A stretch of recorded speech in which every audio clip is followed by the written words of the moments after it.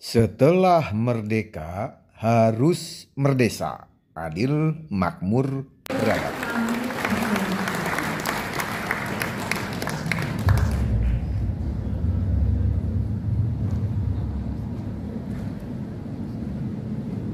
Assalamualaikum warahmatullahi wabarakatuh.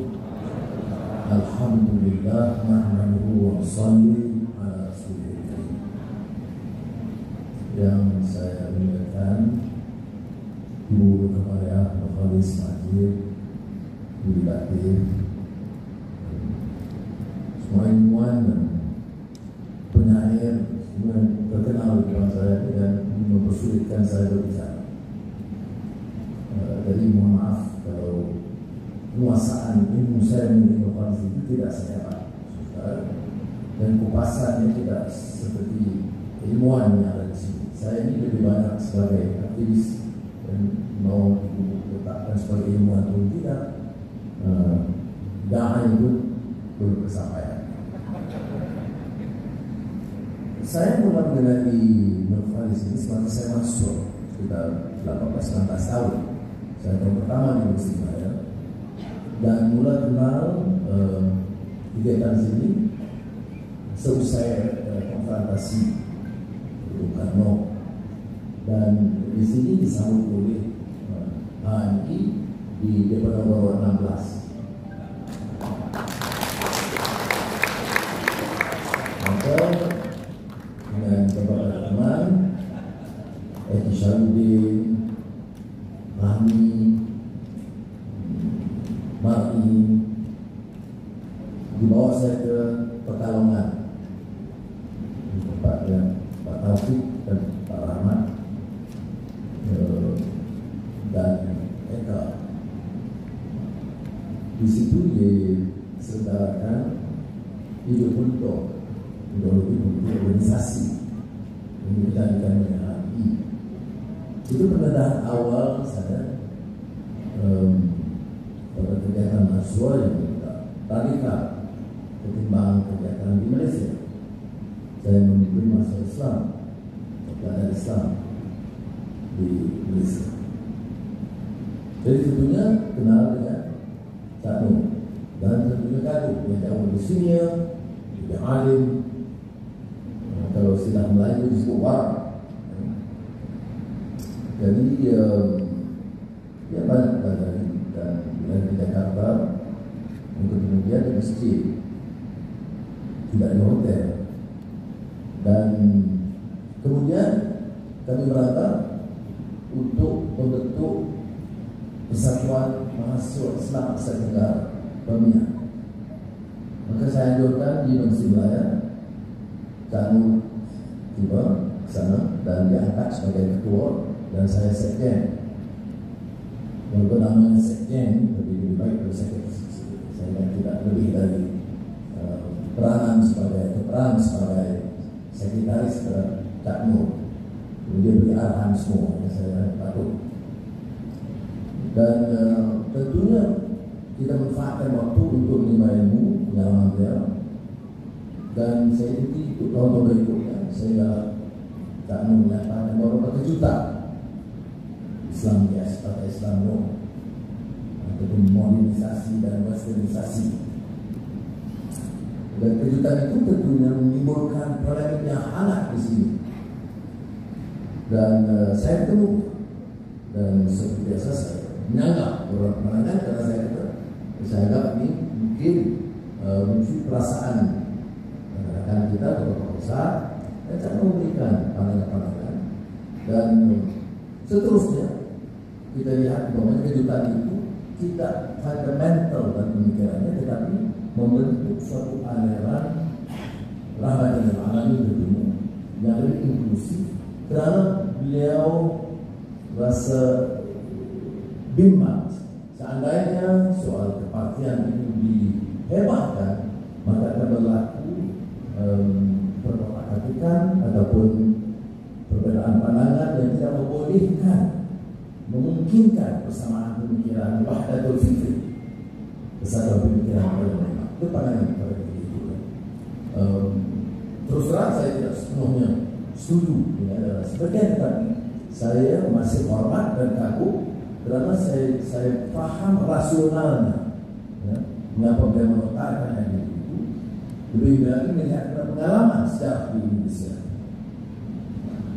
Tentu kita ikuti sehingga beliau mengusulkan kewujudan Pramodina, dan Pramodina di asasnya di sini, kemudian dia berkunjung ke Malaysia dan sebutkan waktu yang panjang untuk menjelaskan tentang pola pemikiran asas pemikiran institusi keilmuan Islam. Saya ketika itu Menteri Keuangan dan saya berdoa cukup menunjukkan kasih saya kepada beliau sebagai tokoh dan pemikir bangsa.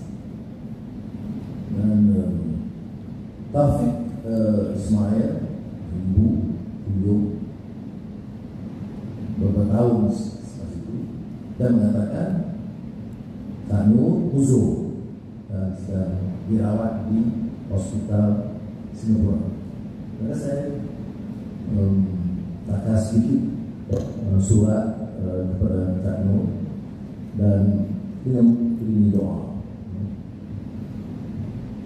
Dan Taufik sampaikan dan Cak Nur membaca, sangat punya perasaan saya difotokan dan dikirim ke saya. Cak Nur dan saya kata Uzo dan membaca dan dengan rasa penuh kasih kepada saya yang tak suka. Demikian pengalaman saya dan sebagai pengantar. Ya. Baik, mengapa saya pilih ekonomi manusiawi? Karena saya masih anggap ekonomi itu masih fundamental. Tetapi pemikiran kita ini di hampir keseluruhan negara itu masih terlalu terikat dengan paham yang konvensional. Saya tidak menolak semuanya, ya, dari Barat ataupun dari baik dunia. Dan kebetulan saya beritahu di dunia tadi, saya pernah menjadi chairman di Jabatan Committee of the World Bank and IMF. Dan semasa kegawatan krisis ekonomi moneter termasuk di Indonesia, saya masih mengurusi World Bank and IMF. Tapi saya tidak mewakili pandangan konvensional. Masyarakat ketika itu marahi pahamlah pembelian saya, dan saya beberapa kali menemui Presiden Soeharto ketika itu menyampaikan pandangan saya yang tidak semestinya sealera dengan pandangan IMF World Bank. Tetapi negara yang terpaksa memilih untuk mendekati dan dukungan dari IMF adalah negara yang sudah kecurah, rusak sistem dan fabriknya karena memilih apa yang dikatakan sama ada unbridled capitalism, sistem kapitalis yang tidak terkawal, yang dikawal hanya oleh konglomerat besar yang menyingkirkan rakyat miskin dan membiarkan kesenjangan terus melebar setelah negara merdeka puluhan tahun. Malaysia di antara negara yang lebih berhasil pada titik 90-an, catat pertumbuhan yang tinggi dan dimasukkan dalam kategori East Asian Economic Miracle. Asia Timur yang di sini disebut mukjizat, bagi saya guna istilah menakjubkan, East Asian Economic Miracle. Dan bila Presiden World Bank datang ke Kuala Lumpur, saya selaku Menteri Keuangan menyatakan ini pandangan ini tidak semestinya membantu mendewasakan pemikiran kita dan membantu mengangkat martabat rakyat umumnya, karena pimpinan terpukau dengan pujian. Pimpinan merasakan semuanya beres. Sebab apa? Karena pertumbuhan itu hebat. KMG keluar dari negara kasar, investasi dari luar. Jadi ukuran-ukuran kita itu tidak memenuhi ukuran dan hasrat rakyat. Permasalahan kesenjangan tidak dibicarakan dalam East Asian Economic Miracle. Melebarkan kemiskinan tidak dibicarakan.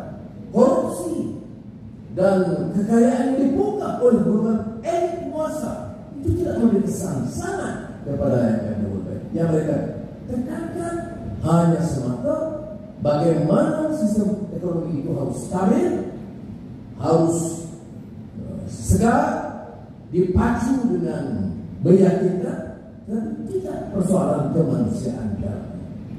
Itu yang menyebabkan saya pada tahun 97 menulis buku mengenai Asian Renaissance, Gelombang Kebangkitan Asia, termasuk satu bab mengenai ekonomi manusia atau humane economics. Ada yang menganggap dalam ini Menteri Keuangan begitu, ya. Dan yang menulis tentunya ada shift in the conventional thinking of the political and economic elite at that time, not only in Malaysia, in Indonesia, in most countries. Dan itu mungkin ada antara sebab mengapa saya kemudian dilontarkan ke penjara.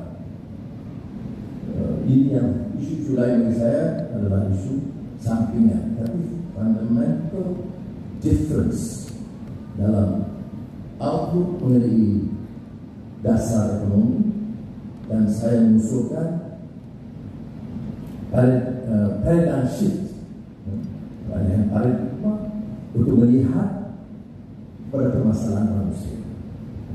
Tentunya ini seperti yang dikupas oleh Ali Mazrui, pemikir Afrika atau di Amerika Serikat, political economist, yang menyatakan harus ada ethical moral dimension, dimensi kemanusiaan kalau kita membicarakan soal governance, apalagi ekonomi. Dan ini yang dia sebut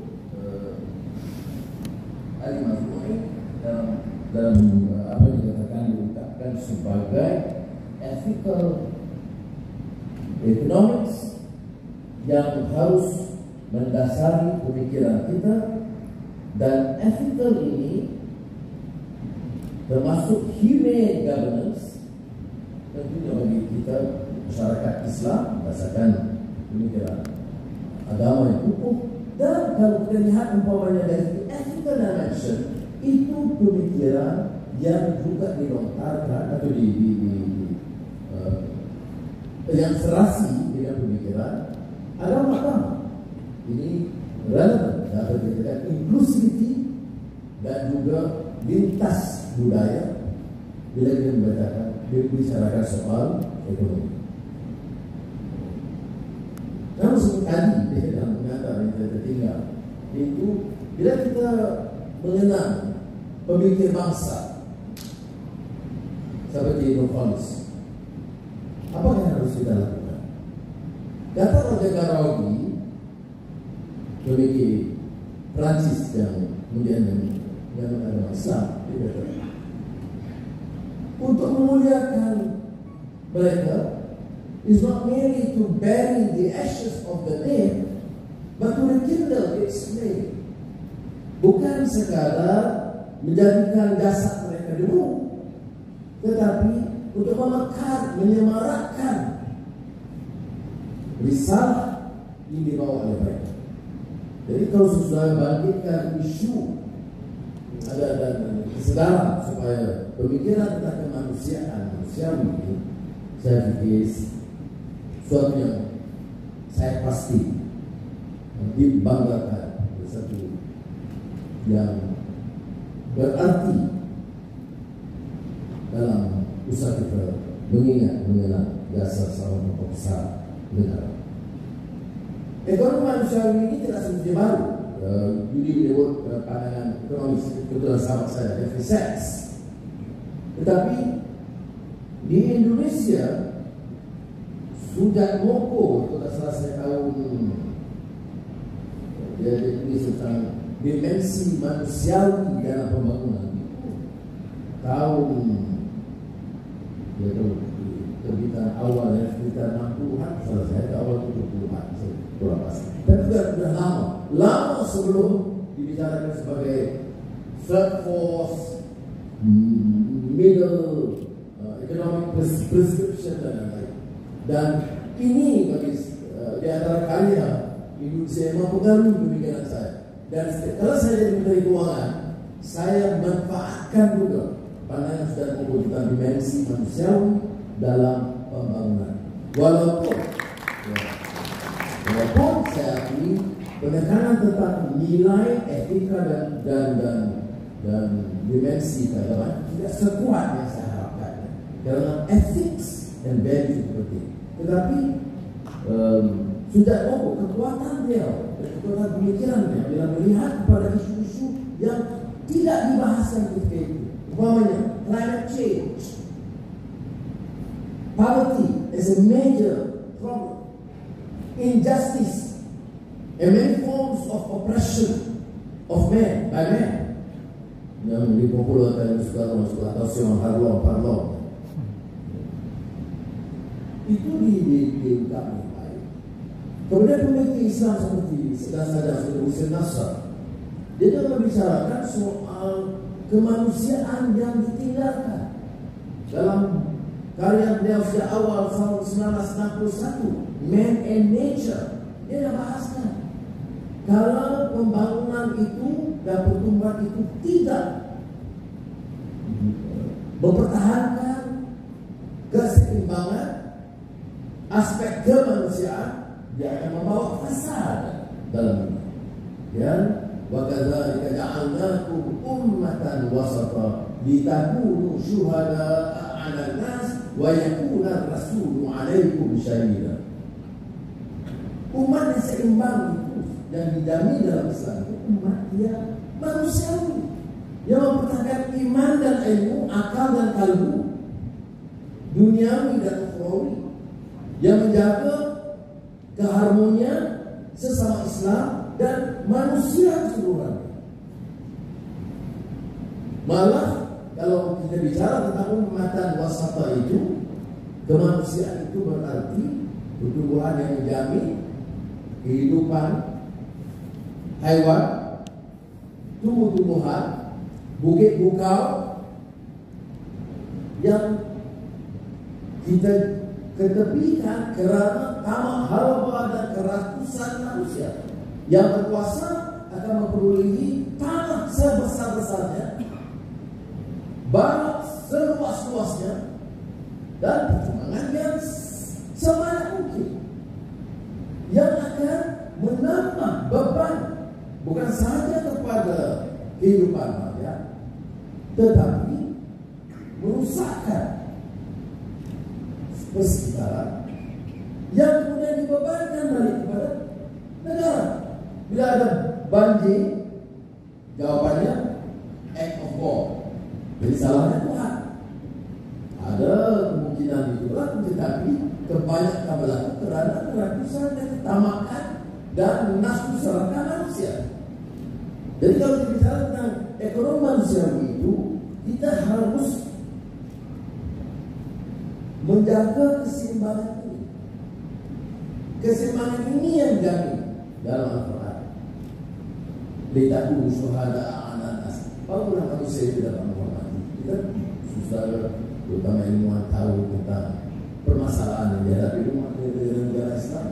Korupsi besar, kesenjangan yang tinggi, dan sikap kerakusan bukan terhadap rakyatnya, terhadap buminya pun begitu parah sehingga tidak terjamin masa depan.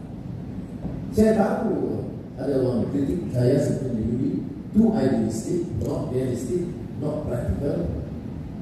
Itu mungkin saja dibahaskan, tetapi bagi saya harus ada keyakinan, conviction, apa disebut courage of conviction. Harus ada keyakinan untuk membawa dan melontarkan diri.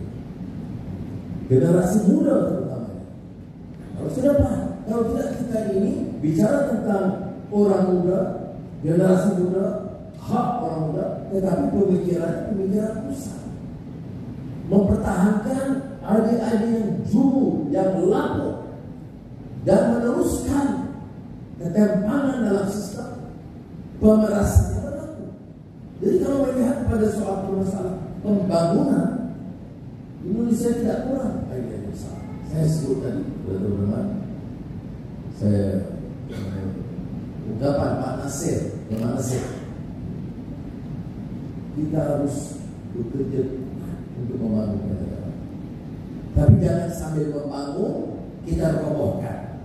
Jadi itu namanya membangun robohkan. Tapi yang dibangunkan itu gedung, yang dibangunkan industri, yang dibangunkan itu ya, segala proyek mega.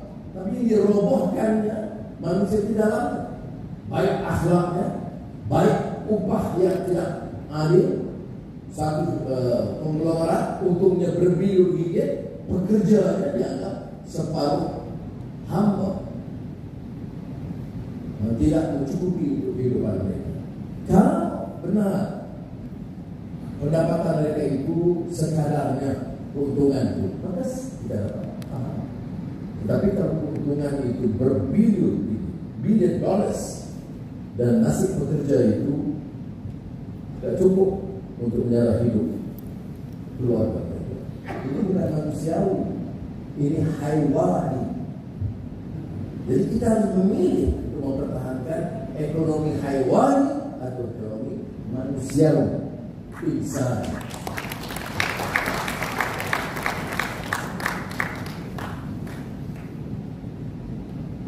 Saya tegaskan semua. Ada yang menganggap ini seolah sesuatu yang baru yang akan mengejutkan, memposisikan. Kita sudah ingat sekitar tahun 1971, Club of Rome meluncurkan laporan yang juga sedikit menggemparkan dunia ketika itu. 50 tahun lalu, Limit to Growth, membataskan pertumbuhan dan pembangunan. Pandangan mereka seperti biasa, kejutan, tidak semestinya kita halam dan terima, tetapi peringatan itu harus. Dan yang menariknya, di antara anggota Limit to Growth itu ialah sudah hukum. Saya pertama kali dengar Limit to Growth itu dalam satu seminar dari Intellectual Association. Saya tak termasuk. Saya semasa itu pimpin mahasiswa diundang ke Pattaya dan muncul tokoh dari Indonesia, namanya Sudarmoko. Saya tahu tokoh saya tahu berkertas kakak. Dia pada masa itu ulas tentang Limit to Growth. Bila pembangunan dan pertumbuhan itu mengenepikan aspek kemanusiaan, merusakkan bumi, kerana golongan elit penguasa itu bersaing untuk merebut jabatan demi pertahankan kepentingan mereka masing-masing. Saya tidak menyebut ini soal Indonesia mungkin terkecuali daripada ukuran saya. Ini saya adalah di Malaysia untuk selamat boleh atau tak dapat bisa pulang. Tapi ini masalah yang harus kita terima. Dan peringatan saya orang politik. Saya ketua Indonesia disebut ketua oposisi di Indonesia. Tetapi ia tidak mempersulitkan saya dalam mempertahankan ide ini dan melontarkan walaupun tidak populer. Mungkin populer di kalangan rakyat, di kalangan nelayan, petani, pekerja, buruh kasar. Wah, itu laluan bicara baik sekali. Tetapi di dalam konglomerat, orang-orang kaya, orang yang berkuasa, berpengaruh, itu tidak bisa. Tapi kita harus pilih dalam hidup ini, apakah untuk melontarkan ide yang benar atau terus menjadi hamba, slave. Saudara sosok yang terkenal dia rantau kita, Husain Alatas menyebut captive mind in development studies. Kita marah berbicara soal Islamofobia. Kita tahu parahnya pandangan dan sentimen dan prasangka terhadap Islam yang pernah dikupas dengan cara yang sangat hebat oleh Edward Said dalam Orientalism. Tetapi kita masih terus dengan pemikiran yang terperangkap, the captive mind, termasuk dalam development studies. Jadi kata Hussein Alatas, kita yang mau merdeka, ini semangat merdeka, sekarang bukan, jangan sentuh satu inci pun tanah negara kita. Perang habis-habisan. Tetapi pemikiran kita itu pemikiran terjaga. Belum ada kesanggupan penguasa elit politik untuk bebaskan diri mereka dan pemikiran mereka dari captive mind, pemikiran terperangkap dalam development studies atau isu ekonomi. Sebab itu saya letak secara umum harus ada kesediaan. Isunya adalah mereka harus dicerakinkan dengan begitu teliti tentang fiscal development policies.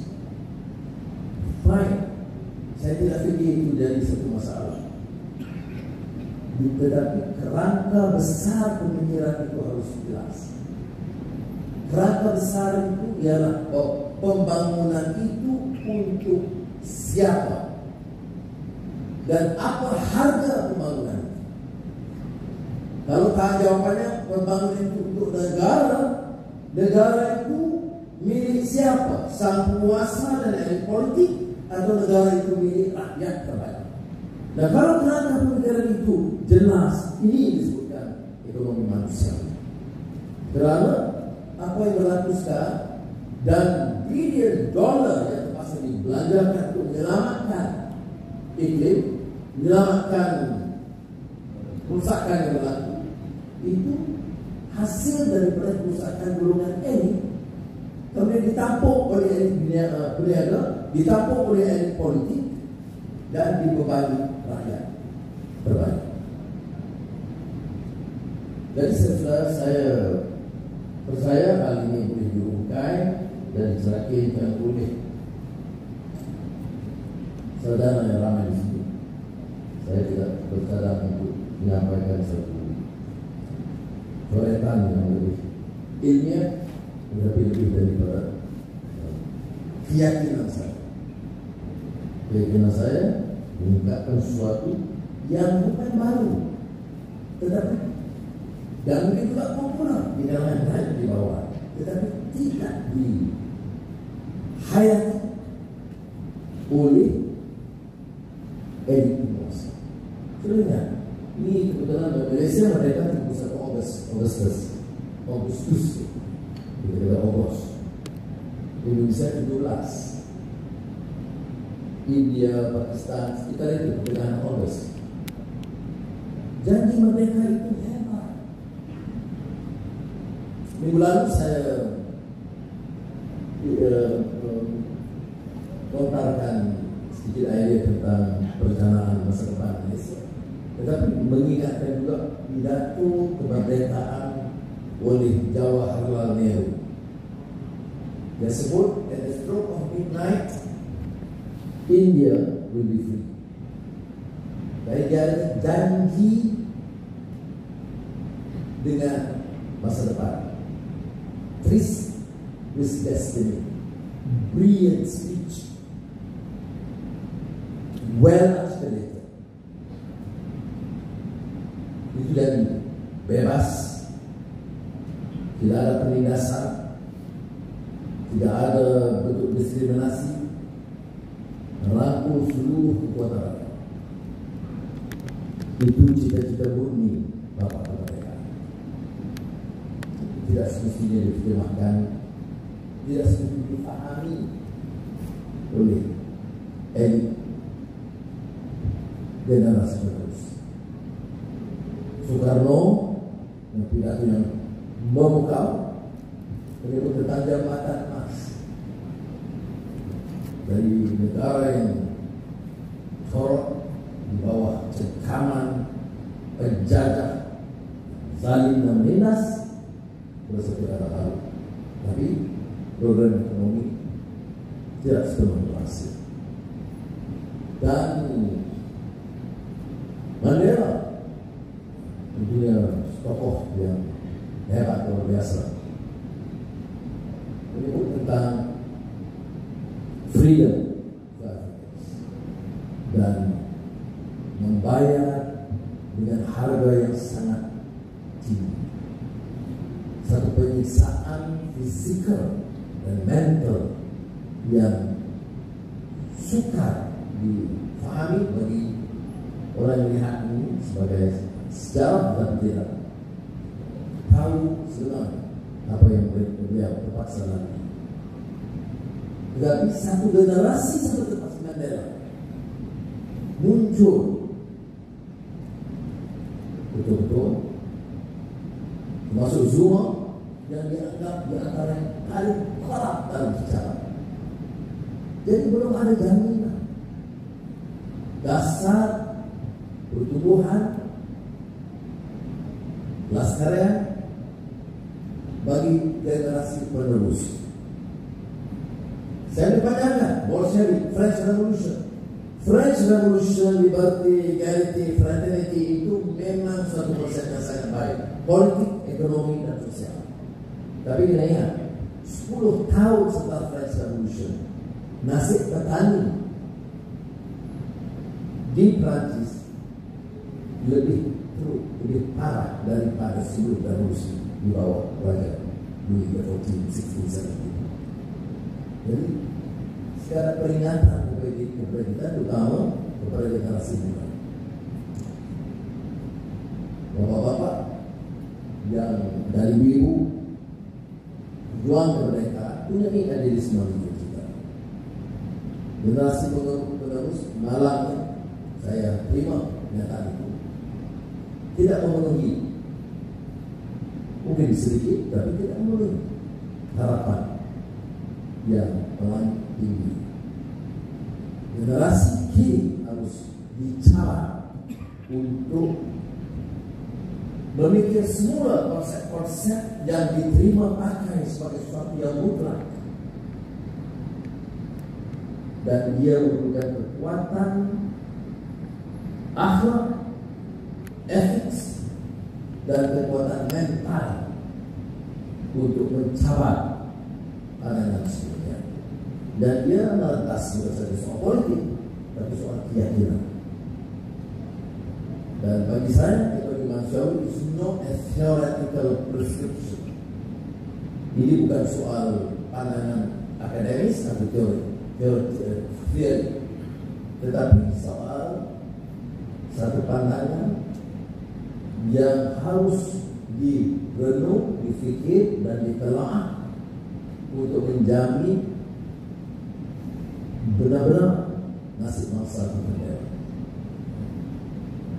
Betul, tiap negara ada hal-hal yang mencemaskan. Di Malaysia, mantan Perdana Menteri Najib sekarang di penjara setelah didakwa dan mencuri dan merokok puluhan bilion dolar dan menyebabkan negara hampir bebas. Di Indonesia, kalau saya baca medsos, Sambo. Tetapi jangan lupa pada fokus kita bahwa ekonomi mesti menjurus kepada langkah-langkah yang benar-benar boleh menjamin kemaslahatan dan kesejahteraan bangsa. Sekali lagi saya terima kasih. Wassalamualaikum warahmatullahi wabarakatuh. Terima kasih kepada yang terhormat Bapak Dato' Sri Anwar yang berada di atas podium. Mohon izin Bapak Dato' untuk dapat berada di atas podium karena selanjutnya akan ada penyerahan cenderamata. Untuk itu kami undang kepada yang kami cintai dan kami hormati Ibu Omi Komariah Nurholis Majid untuk dapat naik ke atas panggung untuk dapat memberikan cenderamata kepada Bapak Dato' Sri Anwar Ibrahim.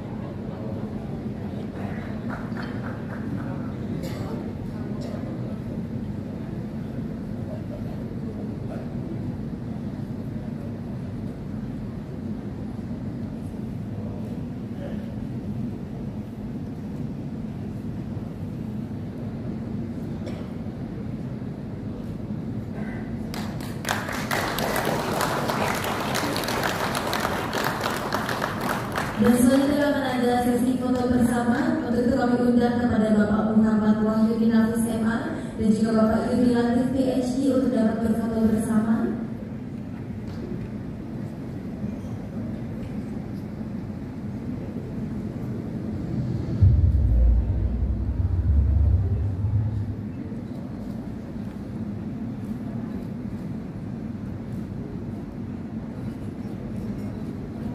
Alaihi salam terhadap pidato kebudayaan. Bagus lah ya. Dato' Anwar Semuanya Ibrahim. bagus tadi ya. Cuma Ya. satu aja. Tadi kan Bung Anwar bilang, wah ini ekonomi yang tidak bukan manusiawi tapi hewani. Saya nggak setuju. Harusnya? Ke hewan tuh ada banyak yang lebih bagus. Kalau ekonomi yang setani saya Cocok. jadi jangan, itu masih agak gimana ya. Iya. Nanti hewan marah ya. Karena hewan banyak yang lebih mulia dari sambung. Dan banyak juga hewan-hewan itu lebih mulia dari teman-teman yang katanya wakil rakyat yang mulia itu, ya kan? Jadi tolonglah kita sekarang ya, tapi ampun namanya bagus lah ya. Tapi dari perspektif budaya bagaimana? Ya budaya sekarang kan krisis. Sekarang apa yang dimakan ekonomi begini, ekonomi begitu. Ini krisis kebudayaan yang paling mendasar. Banal ya. Di Indonesia ini. Jadi kalau Mas Sambo itu derivasi dari kerusakan budaya yang sangat mendasar itu. Ya. Jadi udahlah Pak Jokowi, gitu. Nanti tolong minta nasihat sama Dadang Al-Kafirun ini. Thank you. Demikian komentar Bung Eros Jarod alaihi salam terhadap pidato kebudayaan Dato' Anwar Ibrahim. Merdesa, adil, makmur, beradab.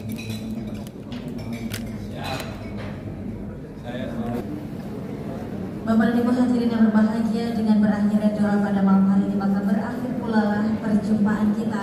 Saya Peggy Hadid selaku pembawa acara mewakili seluruh keluarga besar Yayasan Nur Kholis Masjid Society mengucapkan banyak terima kasih atas kehadiran Bapak dan Ibu dalam peringatan HUT ke-17 Catur dan juga orasi budaya.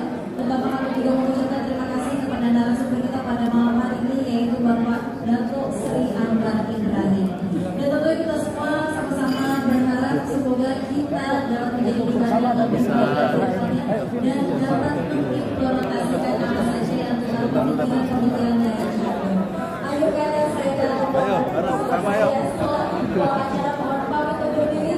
Wassalamualaikum warahmatullahi wabarakatuh. Oh di luar. Di luar.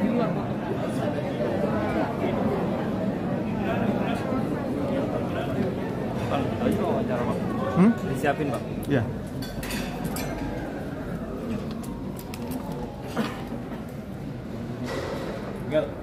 Dato' fokus sudah selesai. Ya. 1, 2. Boleh minta tolong nggak? Ini wawancara dulu katanya. Stop dulu. Wawancara dulu.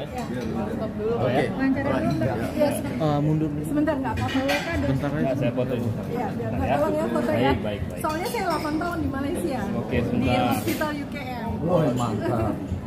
1, 2. Baik. Bentar ya, wawancara dulu ya.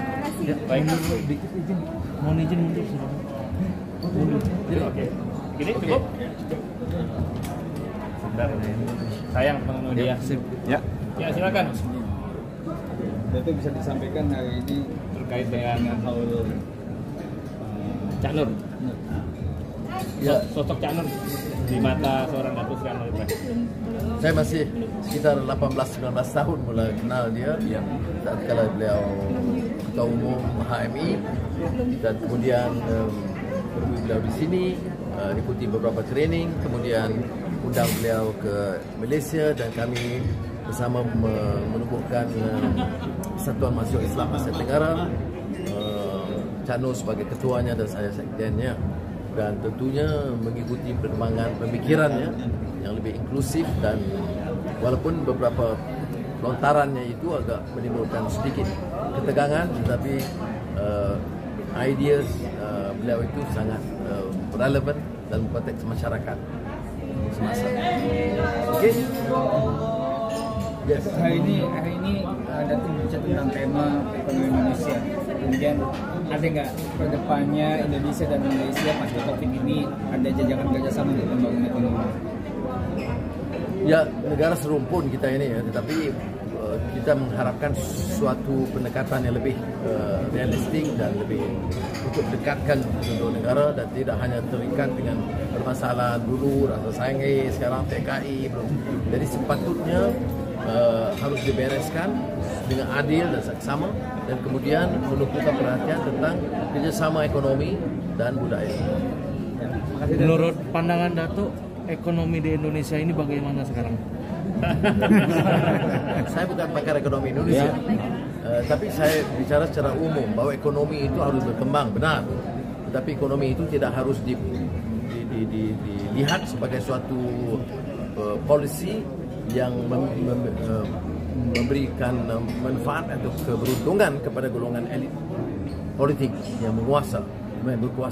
Saya secara konsisten, bukan saya soal Indonesia tapi seluruh pandangan saya termasuk di Malaysia telah mengatakan bahwa ekonomi manusiawi ini maknanya tidak boleh kita mengizinkan kerusakan sistem, sama ada korupsi atau penyalahgunaan kuasa atau memperkayakan segelintir orang yang dikaitkan dengan elit politik penguasa tetapi meminggirkan rakyat terbanyak. Bagi saya sukses suatu dasar ekonomi itu adalah pemerataan ekonomi, kebijaksanaan atau kebijakan yang boleh memberikan kesejahteraan kepada rakyat terbanyak, membasmi kemiskinan dan mengurangkan kesenjangan di antara kaya miskin. Cukup ya teman-teman ya. Terima kasih banyak teman-teman. Terima kasih banyak. Dan terima kasih banyak.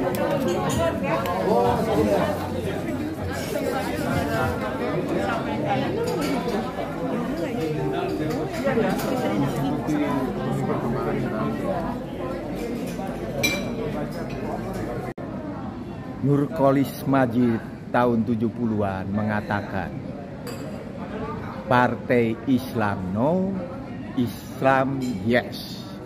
Sudadang sebagai imam besar Islam Sunda Indah sekali, sekaligus pegiat khilafah Pancasila, berkata, Islam yes, agama Islam no. Merdesa, adil, makmur, beradab.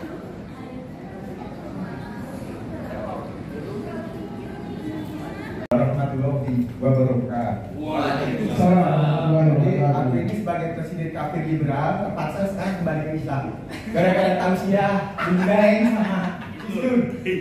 Gini, saya mau membahas dari kesimpulan tadi itu yang dibicarakan dari Eros Jarot, SPP dan seterusnya dari perspektif hermeneutik. Dalam teori hermeneutik ini aliansi aksi sejuta buruh, bukan perkara jumlah 1 juta, 2 juta, atau 10 juta, melainkan simbol dari penanda dari semesta, artinya banyak. Itu pertama. Kedua, ini kan diksi aksi 1 juta buruh ini, aku paham. Jumhur alaihi salam itu sebenarnya menganut Pancasila. Dalam Pancasila itu pelaku perjuangan adalah musyawarah mufakat dalam bentuk perwakilan yang ada di MPR itu. Jadi kan dibully nih waktu pertama aksi 1 juta buruh itu sama-sama teman aktivis juga, katanya mana bisa mendatangkan 1 juta gitu kan? Terbukti kan cuma 100.000 misalnya. Ingat dong dalam teori perwakilan. Jadi kalau hadir 1.000 berarti mewakili 1 juta. Kalau ada 100.000, oh bayangin bisa 100 juta. Itu yang kedua. Yang ketiga, ini menurut teori hermeneutik juga. Tadi Bung Eros Jarot alaihi salam itu sebenarnya mengasih penanda, ya, yang dibicarakan itu apa-apa yang dibayangkan. Gitu loh. Jadi secara substansi apa-apa yang dibayangkan. Seperti juga Plato ya, bikin konsep negara. Itu bukan fakta. Apa-apa yang dibayangkan. Dan itu penting. Sama pentingnya ketika periode perjuangan Nabi Muhammad SAW, periode Mekah. Bebaskan jiwanya, baru periode Madinah adalah tunggu. Jadi sholat, puasa itu berguna bagi dirinya untuk membentuk mental. Nah kemudian ditarik ke periode Madinah dalam konstruksi sosial, ibadah sosial. Makanya ketika pertama aksi sejuta buruh itu, Bang Jumhur alaihissalam telah melakukan ibadah sosial yang pahalanya berlipat ganda. Nah, kemudian tadi diuraikan oleh pembicara selanjutnya, kalau eros apa-apa yang dibayangkan, kalau yang selanjutnya itu paparan berdasarkan fakta empiris, dan ini semakin mengerucut. Jadi saya rumuskan, setelah reformasi maka harus revolusi. Setelah merdeka harus merdesa. Merdesa itu cukup sandang pangan, sopan santun, beradab, ya kan? Bisa berumah tangga, walaupun saya belum kawin, ya kan? Jadi perkara tubuh. Nah itulah yang disebut ibadah sosial, seperti yang diperjuangkan oleh seluruh para nabi. Sekian, terima kasih. Berdasarkan amandemen Undang-Undang Dasar tahun 2002 secara legal formal Indonesia bubar. Tahun 2025 Indonesia bubar secara de facto menuju kejayaan Indochina Raya. Jiwaku merdeka mensemesta alam, ragaku merdesa mengisi kemerdekaan.